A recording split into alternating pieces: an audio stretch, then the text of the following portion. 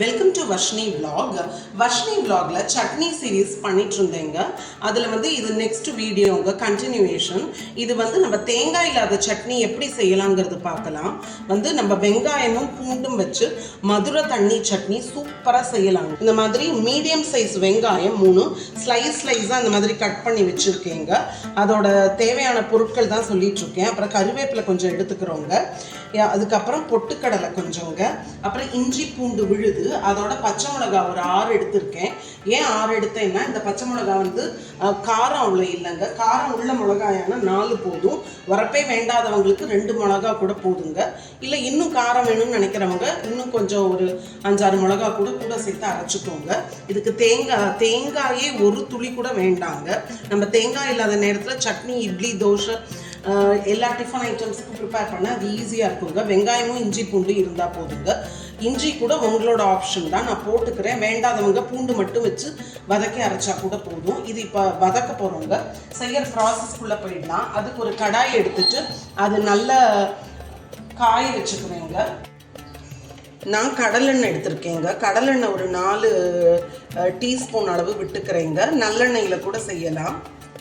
4 teaspoon அளவு தாங்க எண்ணெய். அந்த 4 டீஸ்பூன் எண்ணெயில் இந்த வெட்டி வச்சிருக்கிற ஸ்லைஸ் பண்ணியிருக்கிற 6 மீடியம் சைஸ் வெங்காயத்தை நான் சேர்த்துக்கிறேங்க. சேர்த்துருக்கிற இஞ்சி பூண்டு பச்சை மிளகாய், இஞ்சியும் பூண்டும் லைட்டாக நான் கல்லில் நசுக்கினேங்க. பச்சை மிளகாய் நான் அப்படியே சேர்த்துருக்கேங்க. வதக்கிட்டு எனிவேஸ் நம்ம மிக்சியில் அரைக்க தான் போதும். இதில் ஒரு 2 கிள்ளு கருவேப்பிலை போட்டிருக்கேங்க. அதுக்கப்புறம் பொட்டுக்கடலை இப்போவே போடுறேன், எனக்கு அப்போ தான் நல்லா கிறிஸ்பாக வதங்கி வரணும். எல்லாமே சேர்த்துட்டு வதக்கலாங்க. கல்லுப்பு சேர்த்துட்டேங்க.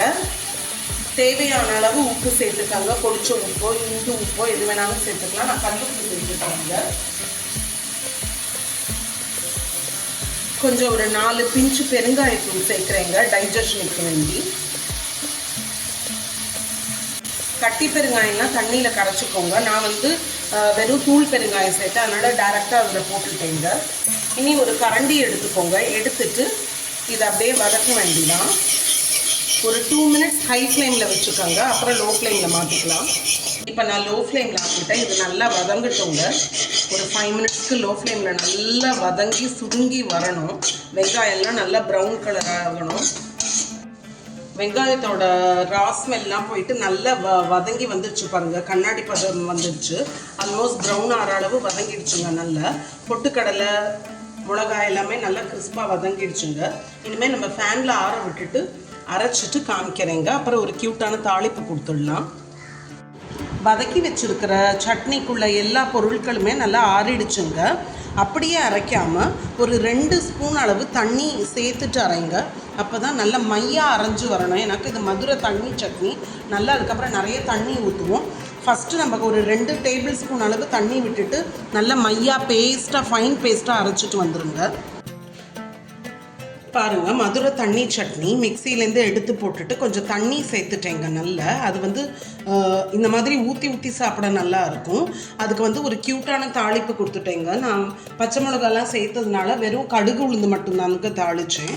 கருவேப்பிலை எல்லாமே போட்டுட்டோம் இல்லையா சட்னி அரைக்கும் போதே. ஸோ வதக்கி அரைச்சாச்சு. அதனால் வெறும்னா கடுகு உளுந்து மட்டும்தாங்க தாளித்தேன். இப்போ இட்லியோட சர்வ் பண்ணி காமிக்கிறேங்க. இது தொட்டுண்டு சாப்பிடக்கூடாதுங்க. இது மாதிரி இட்லி மேலே விட்டுக்கணுங்க.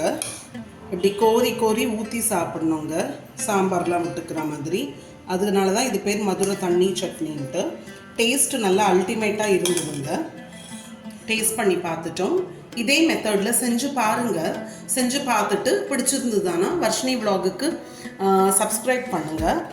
நிறைய ஃப்ரெண்ட்ஸ், ரிலேட்டிவ்ஸ், நெய்பர்ஸ் கூட வீடியோ ஷேர் பண்ணுங்கள். ஸோ தட் எனக்கு இன்னும் பெட்டர் வீடியோஸ் போட ஹெல்ப்ஃபுல்லாக இருக்கும். கொஞ்சம் சப்போர்ட் பண்ணுங்கள்.